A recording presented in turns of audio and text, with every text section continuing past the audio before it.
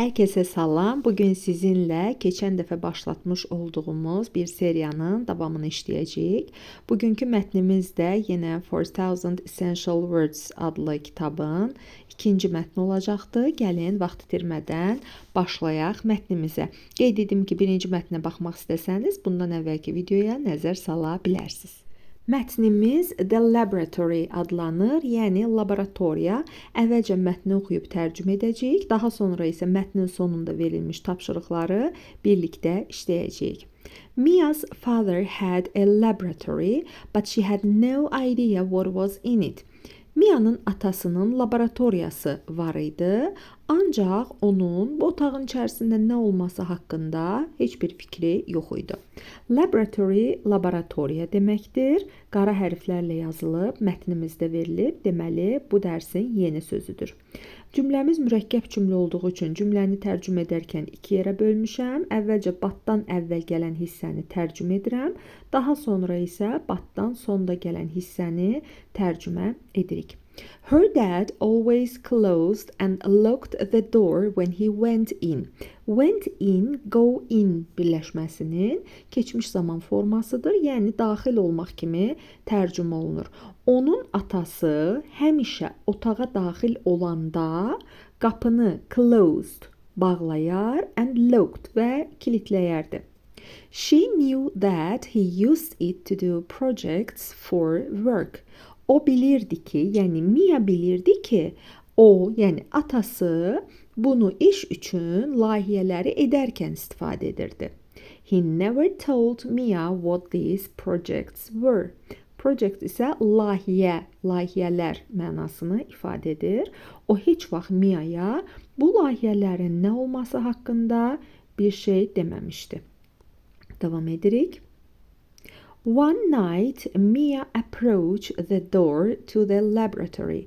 Approach keçmiş zamanda işlənib, i'də artırılıb sonuna. Approach yaxınlaşmaq, yanaşmaq kimi tərcümə olunur. Bir gecə Mia laboratoriyanın otağına, daha doğrusu qapısına yaxınlaşdı. She stopped and thought, I wondered what crazy experiment he is doing now. O dayandı, stopped və düşündü. Thought, think feilinin keçmiş zaman formasıdır. O dayandı və düşündü. I wonder what crazy experiment he is doing now. Experiment isə hər hansı bir təcrübə, eksperiment kimi tərcümə eləyirik. Mənə maraqlıdır. I wonder, yəni mənə maraqlıdır ki, atam indi içəridə hansı maraqlı təcrübəni edir. Suddenly, she heard a loud noise. Qəflətən o, güclü bir səs eşitdi. Loud noise, yüksək səs, güclü səs kimi tərcümə edə bilərik. Suddenly isə qəflətən mənasını ifadə edir. Heard, hear feilinin, eşitmək feilinin keçmiş zaman formasıdır. It sounded like an evil laugh. Evil laugh isə şeytan gülüşü kimi tərcümə olunur. Bu bir şeytan gülüşü kimi səslənirdi. Sounded, sound feilinin keçmiş formasıdır, səslənmək. Like isə burada xoşlamaq kimi yox, kimi tərcümə olunur. Yəni bu şeytan gülüşü kimi səslənirdi. The noise scared her, so she walked quickly back to her room. Scared, qorxutmaq kimi tərcümə olunur, keçmiş zamandadır. Səs onu qorxutdu. Beləliklə, beləliklə, o dərhal otağına geri qayıtdı. Walked quickly back. Tez qayıtdı öz otağına. Walk back və yaxud go back və yaxud bunun keçmişi olan went back bir yerə geri qayıtmaq kimi tərcümə olunur. Quickly isə cəld, tez, dərhal kimi tərcümə olunur. Növbəti abzasa keçirik. The next night, her friend Liz came to her house. Növbəti gecə onun dostu Liz onun evinə gəldi və yaxud onlara gəldi kimi də tərcümə edə bilərik. When Liz arrived, Mia told her about the night before.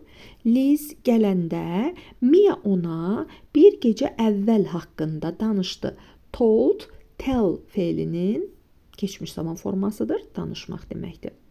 Oh, it was terrible, she said. Bu çox dəhşətli idi, o dedi. Terrible, dəhşətli kimi tərcümə olunur. Why don't we see what is in there? Nəyə görə biz baxmırıq ki, orada nə var? Liz asked. Liz soruşdu. It will be a fun adventure. Adventure macera kimi tərcümə olunur. Bu çox maraqlı bir, əyləncəli bir macera olacaqdı. Mia felt nervous about going into her father's laboratory, but she agreed. Nervous, gərgin kimi tərcümə olunur burada. Mia atasının laboratoriyasına getmək haqqında çox gərgin hiss eləyirdi bu barədə. Ancaq o razılaşdı. Agreed, razılaşdı kimi tərcümə olunur. As always, the door was locked. As always, həmişəki kimi qapı kilitli idi. They waited until Mia's father left the laboratory to eat dinner. Onlar Mia'nın atasının nahar yeməyə getmək üçün laboratoriyadan çıxmağına qədər gözlədilər. Waited, wait gözləmək feilinin keçmiş zaman formasıdır. He didn't lock the door, Liz said. Let's go. O qapını kilitləmədi. Liz dedi, getdik. Let's go. Getdik deməkdir. Davam edirik. The laboratory was dark. Laboratoriya qaranlıq idi. The girls walked down the stairs carefully. Qızlar pilləkənləri ehtiyatla düşürdülər. Walk down aşağı düşmək kimi tərcümə olunur. Carefully isə ehtiyatla deməkdir. Mia smelled strange chemicals. Mia qəribə kimyəvi maddələr iyi alırdı. Smelled iyləmək, iyini bilmək, chemicals isə kimyəvi maddələr kimi tərcümə olunur. What terrible thing was her father creating? Onun atası necə bir dəhşətli bir şey hazırlayırdı və yaxud yaradırdı. Create, yaratmaq, hazırlamaq kimi tərcümə oluna bilər. Suddenly they heard an evil laugh. Qəflətən onlar şeytan gülüşünü eşitdilər. Heard, yenə hear eşitmək feilinin keçmiş zaman formasıdır. It was even worse than the one Mia heard the night before. Worse daha pis deməkdir. Sifətin müqayisə dərəcəsində işlənir, yəni müqayisə dərəcəsindədir. Bad sifətinin müqayisə dərəcə formasıdır. Özündən sonra baxın than gəlibdir, müqayisə dərəcəni göstərən bir sözdür. Deməli, bu bir gecə əvvəlkindən də, Mia'nın bir gecə əvvəl eşitdiyi səsdən də daha pis idi. What if a monster was going to kill them? Kill, öldürmək kimi tərcümə olunur. Monster və yaxud bu qəribə varlıq onları öldürsə necə ola bilər, necə olardı kimi tərcümə edirik. Mia had to do something. Mia nəsə etməli idi. Had to, must, malı-məli modal feilinin keçmişdə olan əvəz edicisidir. She shouted for help. O, kömək üçün qışqırdı və yaxud kömək istədi. Shouted, qışqırmaq deməkdir, keçmişdə işlənibdir. Shout feilinin keçmiş zaman formasıdır. Mia's father ran into the room and turned on the lights. Mia'nın atası ran into qaçdı, otağa doğru qaçdı və işıqları yandırdı. Turn on, işıqları yandırmaq. Turn on the lights, yandırmaq. Turn off desək, söndürmək kimi tərcümə olunur. Oh no, he said. You must have learned my secret. Ola bilməz. Siz mənim sirrimi öyrənmiş olmalısınız. Secret, sir deməkdir. Must have learned isə öyrənmiş olmalısınız. Mış, miş və malı-məli birləşmələrinin yan-yana işlənmiş formasıdır. Your monster tried to kill us, Mia said. Sənin monsterin bizi öldürməyə cəhd etdi. Mia dedi. Monster, he asked. Monster, o soruşdu. You mean this? Siz bunu nəzərdə tutursunuz. Mean məna ifadə etmək, nəzərdə tutmaq kimi tərcümə olunur. He had a pretty doll in his hands. O, onun əllərində gözəl bir gəlincik var idi. Had, have feilinin keçmiş zaman formasıdır. The doll laughed. Gəlincik güldü. Burada doll sözünün qarşısında the article işlənib. Çünki artıq özündən əvvəlki cümlədə Doll sözü artıq ifadə olunub, bir dəfə işlənib və a article ilə verilibdir. İkinci dəfə bir şeydən danışırıqsa, the article-dan istifadə edəcəyik. The laugh didn't sound so evil anymore. Bu gülüş artıq şeytan gülüşü kimi səslənmirdi. Anymore adətən inkar cümlələrdə və cümlənin sonunda işlənən bir sözdür. I made this for your birthday. Mən bunu sənin ad günün üçün hazırladım. I wanted to give it to you then, but you can have it now. Mən bunu sənə onda vermək istəyirdim, ancaq sən bunu indi götürə bilərsən. I hope you like it. Ümid edirəm ki, bəyənirsən. Mətnimiz bu qədər. İndi isə keçid edirik mətnlə bağlı olan tapşırıqlara. Tapşırıqlarımıza davam edirik. Reading comprehension tapşırıqları. Birinci sualımız. What is this story about? Bu hekayə nə haqqındadır? Bütün reading tapşırıqlarında qarşınıza çıxacaq olan suallardan biridir. Mətn nə haqqındadır? Hekayə nə haqqındadır? A girl's terrible experiment.